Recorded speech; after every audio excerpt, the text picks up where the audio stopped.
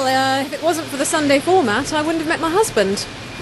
Which is why I don't get it anymore. I wrote a letter of complaint to the editor and he never got back to me. I can't get it.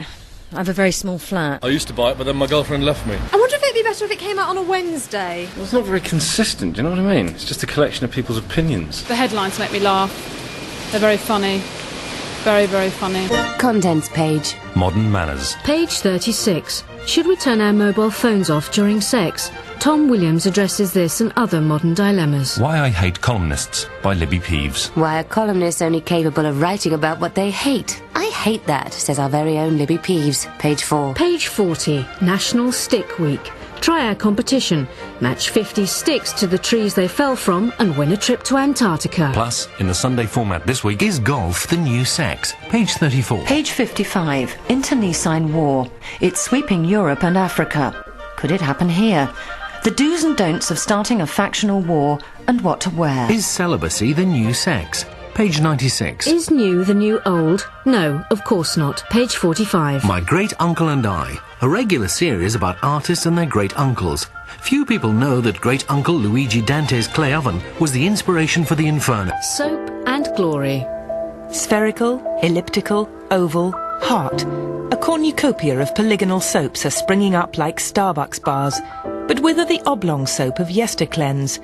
International soap designer William Treves has launched a new collection of retro soaps in oblong.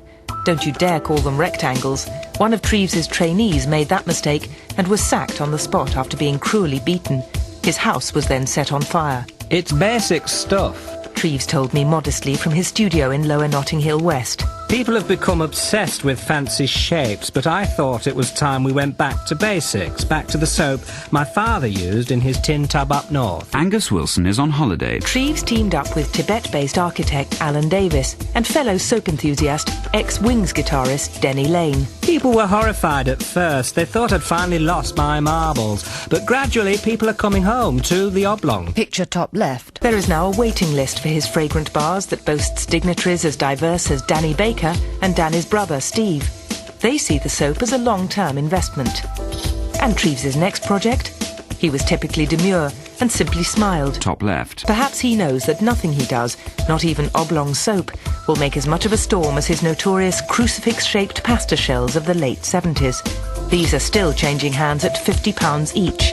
Uncooked. In your New Look Sunday format, new this Sunday, Get Real, a New Look format pull-out supplement full of everything you expect from a new pull-out supplement. This week in Get Real. Catwalk Dreams. In-depth interviews with the world's most famous supermodels and why you will never date them. Big Boys Should Cry, how a new support group for middle-aged men helps them face up to failure and weep over it with like-minded underachievers. Clubbing. Arundel St John Courtney reports from the Reality Check, the coolest, most cutting-edge executive club in town, where lonely businessmen can buy expensive drinks for beautiful young hostesses who then tell you what they really think of you and walk away. And this week's Get Real in-depth investigative feature. Fashion. What to wear to look good this summer and why it won't help. Reality Check. How to wear beachwear. Beachwear used to be as simple as plain. Gastronymity. Getting butter all the time. This week Graham Kidd melts over butter.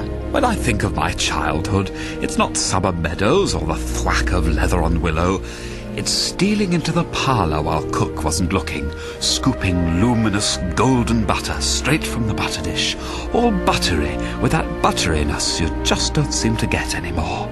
Spreading toast as thick as flagstones, slathering it on like mortar from a bricklayer's trowel, waiting until it starts to turn at room temperature, and then piping it over a scalding muffin with an icing bag and watching the oily flaxen peaks sweat away to nothing in the midday heat, drinking its liquefied dregs from a flagon like good ale. Here are some of my favourite butter-based recipes. Cinematic for the people. Ironically, for someone whose new movie, or perhaps film is a more appropriate term, is in part a coruscating attack on the tyrannous hegemony of time, and in others a visual hymn to the poetry of violence, and in other places a straightforward, or ostensibly straightforward, attack on the way that the new syntax destroys the very essence of language, communication, new Wunderkind director Todd Solthrop is bang on time for our interview. In expanded form in this week's Sunday format, Cuban Revelation. Graham's buttery biscuits. Ingredients: 10 grams plain flour, a pinch of sugar, 1 egg yolk, 550 grams best butter. Allow the butter to stand in a bowl at room temperature until it can be squished easily into blobby shapes in the hands. Then fold it by hand into the other ingredients using the hands until hands are messy. Smear mixture using fingers onto a baking tray and warm through under a grill until runny to the touch. Pour into cocktail glass. Decorate with drizzle of butter oil. See recipe. And drink immediately. Serves one. Graham's real buttered toast. Ingredients: farmhouse loaf, 4 blocks of butter. He lights an organic low-tar filter tip. Top right. And says disarmingly that he has been playing the Chemical Brothers album Surrender incessantly since his arrival in London. Seizing the opportunity to discourse in the director's own unmistakable fusion of the ironic and the provocative, I remark that the album is so totally last year that to be listening to it, let alone admitting listening to it, is a staggering admission of unhipness, especially for someone who smokes organic filter tips. Soulthrop, brilliantly, seems unmoved. Whatever. I just listen to what I like, whatever. He says casually. Above left. I put it to him that it kind of invalidates his legendary reputation for being the barometer of cutting-edgeness. 10 things you really should have read. Captain Sergei's Feeling for God. By Satyajit Fugard. Ineluctable Modality. By Kundra Borges. The Taste of Music and the Flavour of Sleep. By Paul Auster. Everything I Have Ever Said and Thought. By Susan Hayes. St. Paul's Letter to the Corinthians. By St. Paul. As the Village Voice, of course, so memorably described him after his stunning debut, Cinema, which is to be released in Britain later this month. Whatever. We cut the small talk. I ask him where the idea came from for the film's intriguing title. It's very European. Like in the States, we call the building where you watch a movie theater. And of course we call a movie. I know you do too, but when my English girlfriend at the time, Scottish vocalist Lindsay McFadden, Top left. pointed out the cinema multi-meaning in English, I was like, hey, there's something here. Consumed with the polyvalent possibilities of McFadden's casual remark, Soulthrop sat down at his desk. In 3 days he had banged out a shooting script. In a sly, self-referential nod to Warhol, and with it a comment on the aesthetics of mass production, Cinema shows a group of stockbrokers sitting in a cinema watching a film called Cinema, which consists entirely of shots of cinemas. I wanted to deal with real issues, you know. The Sunday Format crossword. 4 is on holiday. This week's crossword has been set by Dr. Pandemonium. Old Icelandic word meaning spiv or wide boy, 12. Ancient Greek phrase meaning hat, 2, 5, 5, 9, 4. Why would a crossword setter's wife leave him, you might wonder? Evil harlot, Anag, 334. It sounds like a clue, but is it really? 7, 3, 4. Blank, blank, blank, blank, blank. 5, 6. After the exhilaration of some early breakthroughs, nothing seems to make sense anymore, and one begins to lose interest. 6, 10. The mythic elements are pared to the bone. Virtually all we're left with is nudity, violence and nude violence, and yes, poetry, all lusciously shot in 70mm. Established critics have dismissed it as a meretricious crowd-pleasing exercise appealing to the lowest common denominator. But I suggest that the establishment have failed to see the subtle satirical undercurrents. That's deliberate, says Soulthrop pragmatically. Picture top left. But then he grimaces. Picture top right. but screw 'em. He adds sardonically. Opposite. It's a protest film. I suggest he's right, but suggest on top of that it's also much more than that, I suggest. He nods slowly, passionately, then vehemently. Clockwise from top left. He lights another organic filter tip. Above. Who cares? It's basically about stretching the envelope.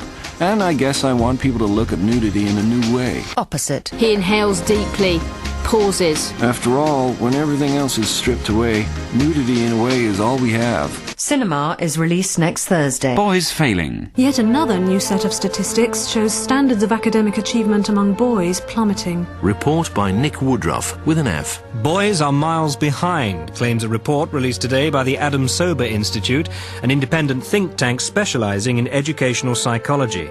The report, which has taken 8 years to compile, shows girls easily outperforming boys at all academic levels and across all subjects apart from golf. Such findings are not new, but this time the width of the gender gap has stunned the teaching community and set governors of boys' schools scratching their heads. many of whom have reacted with dismay, pointing out that if the survey shows boys falling behind girls, then the implications are that they must no longer be ahead of them. So, can the results be accurate? Jeremy Whittle, Professor of Applied Mathematics at the University of East Anglia and co-author of the report, admits that he is puzzled by its findings. I don't really understand these statistics. He frowned. It's not that our maths don't add up, they do, we've checked. But the results are so surprising.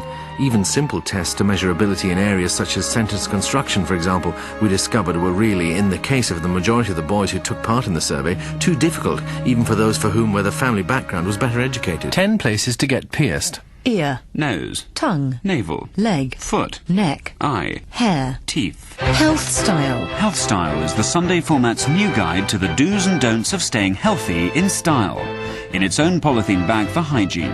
Edited by Dr. Miriam Stoppard and Dr. Graham Garden, with a regular column by Dr. Jonathan Miller. In this week's Health Style. Me and My Diseases. Rolf Harris's minor ailments revealed for the first time, page 45. Why the common cold is not common at all, page 33. Glandular fever, this year's must-have illness, page 40. Is diarrhea the new constipation, page 1 to 3. The vitamin C scare, page 8. Movers and shakers in dentistry. We talk to the most influential orthodontists of the next decade, and we ask the next generation of dental assistants about their vision of the future.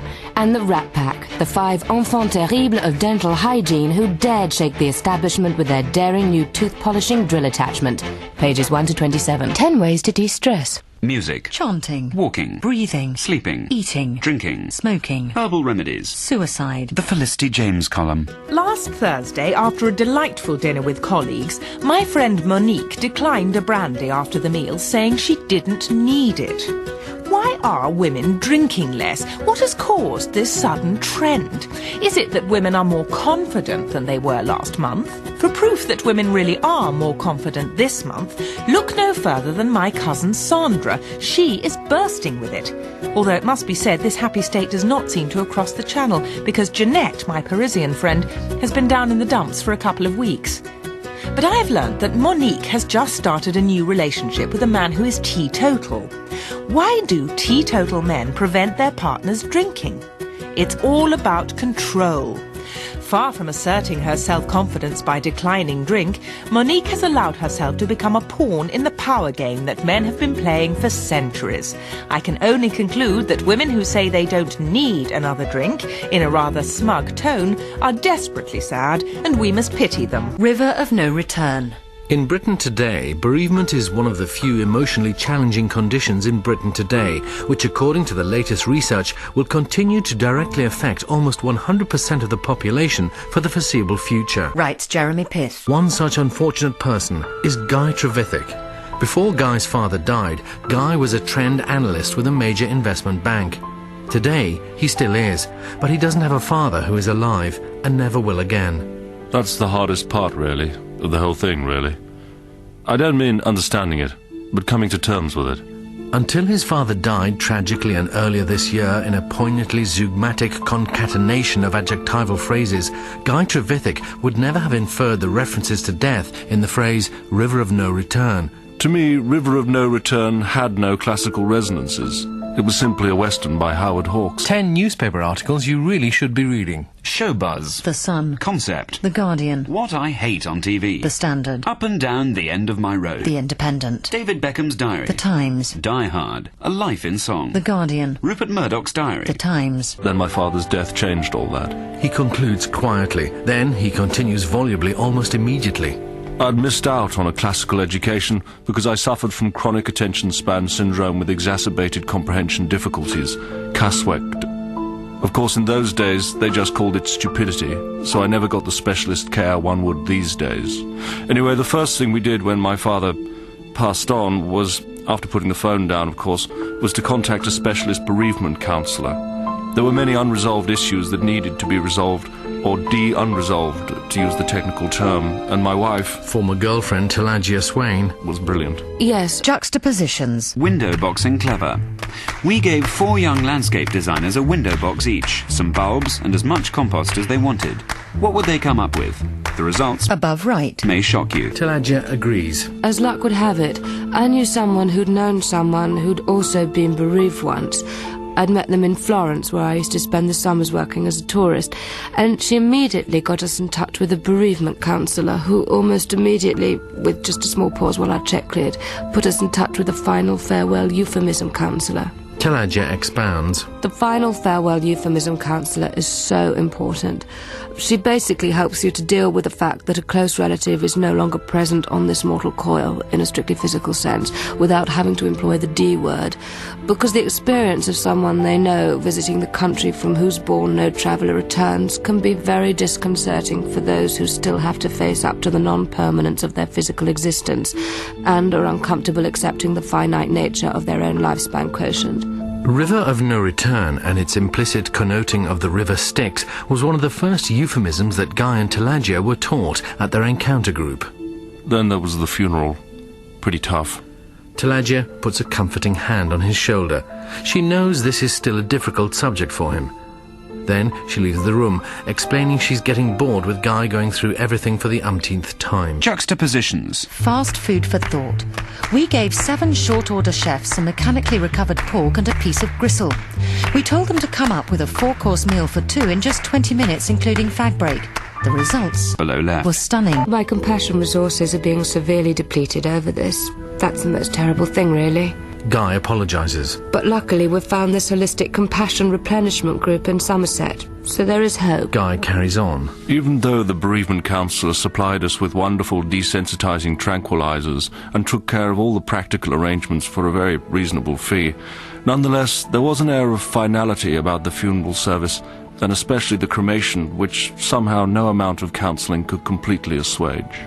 Guy adds, off the record, that he was disappointed with the funeral service counsellor they had employed for this specific purpose, but he cannot go into details as he and Telagia are suing the counsellor for non-total assuagement of FST, funeral stress disorder. Television, the week's best documentary about a comedian. Dave Weir is the comedian's comedian, revered by contemporaries, loved by critics. Yet he turned his back on television and on radio and on comedy. Refusing to sell out, Dave has never desired to be funny and rejected the whole amusement thing. I challenge the whole funny equals laughter ethos. Explains Dave in a rare interview. Making people laugh is a trap too many comics fall into. I've seen comics bring the house down and I think how sad they just don't get it. A 12-part documentary about Dave Weir, the comic no one has seen, begins tomorrow on BBC Two. Then, of course, after the funeral, the guilt kicks in. Tenderly and as tactfully, I probe and ask how exactly Guy's father was plucked from us. Well, after my mother left him to live with one of his more successful and athletic lifelong friends, he went into a decline, didn't have the same energy, stopped playing golf quite so much, kept himself to himself, and then they found him in a hotel in Mayfair, lifeless, in bed.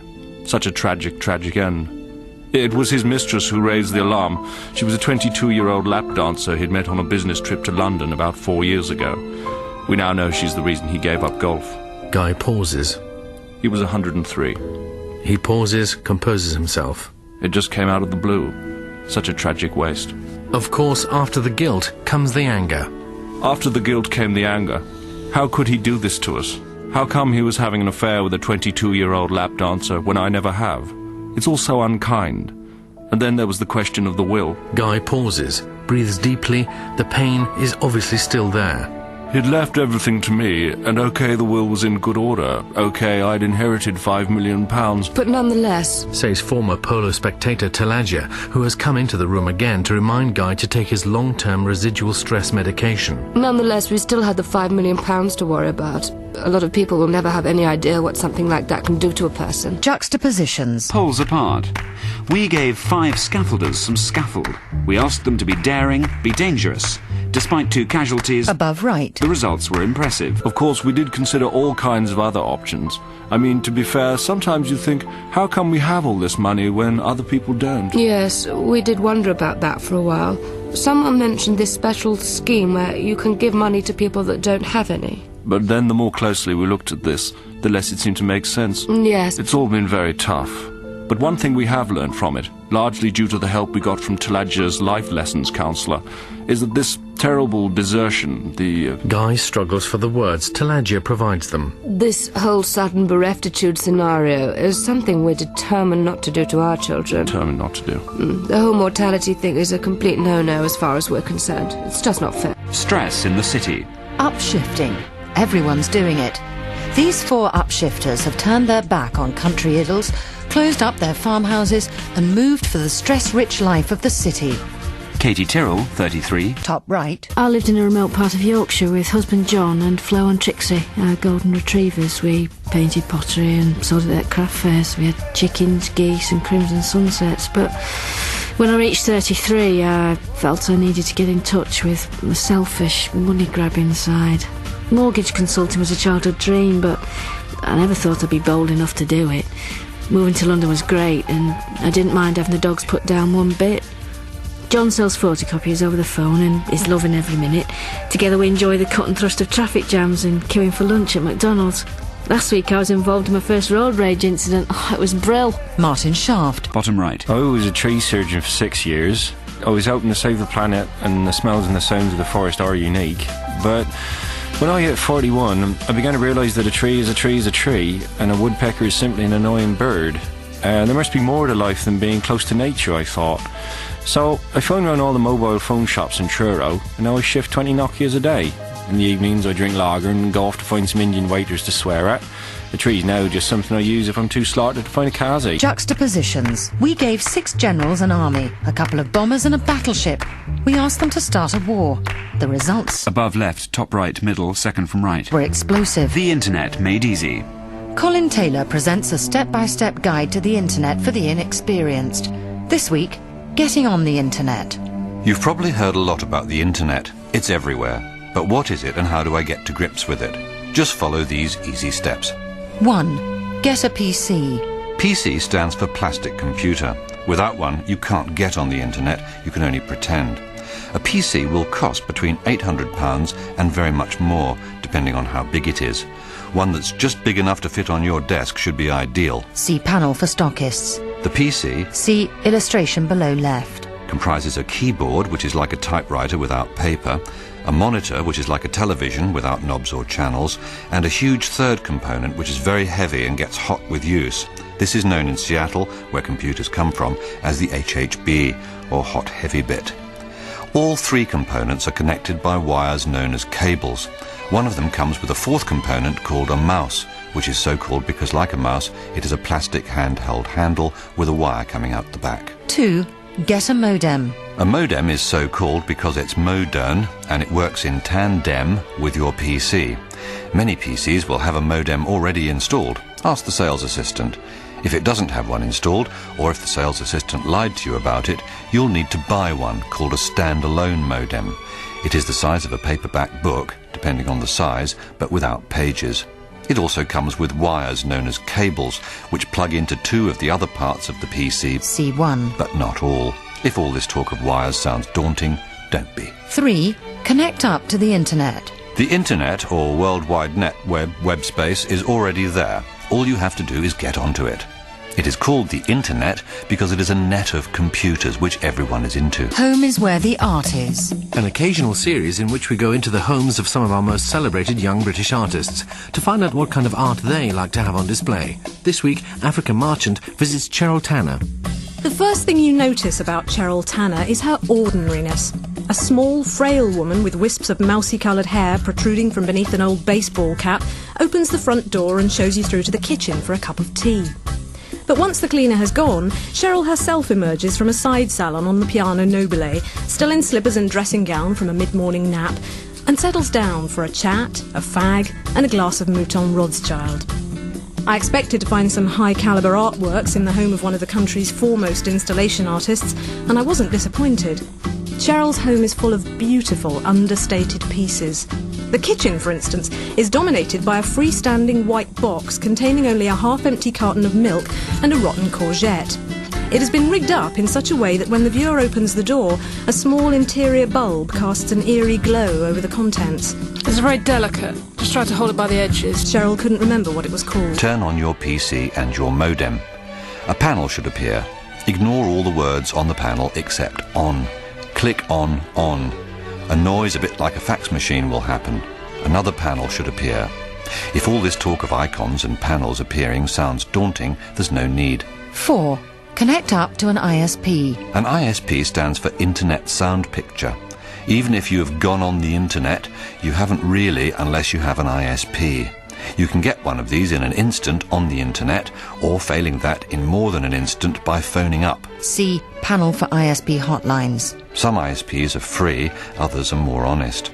When you have subscribed to an ISP, an icon will appear on your screen bearing their logo, depending on what it is. Click on it and wait. 5. Wait. The thing you will need to do the most on the internet is wait around. Because it offers instant access to anything, anywhere in the world, straight away, this can take up to 10 minutes to download. Although it's called downloading, your PC does not have to be positioned lower than the other PC. Downloading can occur up or across, which is confusing. The Essential Kitchen. Part 9 of our 10-part series. This week, kitchen psychologist Amanda Craig looks at the toaster. For centuries, the electric toaster has been used simply for toasting bread, or, as we now say, making toast. While it is downloading, you don't have to do anything. This is where the waiting around comes in handy. When the thing you wanted to see or read has downloaded down, up or across, you will be able to tell because it will be there. If it isn't, please try again later. Shut down your PC, unplug it and turn off the electricity at the mains. Put the individual components of the PC back in the box with the moulded polystyrene pieces in the correct formation. Then unpack them again, reassemble, reconnect the electricity and reboot. Rebooting means turning on again and not changing your shoes, which could cause problems later. Now everything should work, as long as you have kept all the original packaging, which you should have really. Happy Cybernet web surfing. Next week, how to get rude stuff. Nowadays, your toaster says as much about you as your espresso or your cappuccino. Oily flaxen peaks, sweat away. Cinema shows a group of stockbrokers sitting in a cinema. The do's and don'ts of starting a factional war and what to wear. Watching a film called Cinema, which consists entirely of shots of cinemas. It's basic stuff. Because I suffered from chronic attention span syndrome with exacerbated comprehension difficulties. And we must pity them. Should we turn our mobile phones off during sex? Tongue. Navel. Leg. Foot. Using the hands until hands are messy. It's very delicate. Just try to hold it by the edges. Has the Blair bubble burst? Plus, in the Sunday format this week, Is golf the new surf? The Sunday format was devised by John Morton and featured Rebecca Front, Alexander Armstrong, Emma Kennedy, Simon Greenall, Tracy Ann Oberman, Ewan Bailey, Melanie Hudson, Vicky Pepperdine, Andy Taylor, Alice Arnold and Chris Langham. It was written by Nick Revel, Bill Dare, Tony Roach, Melanie Hudson and Vicky Pepperdine.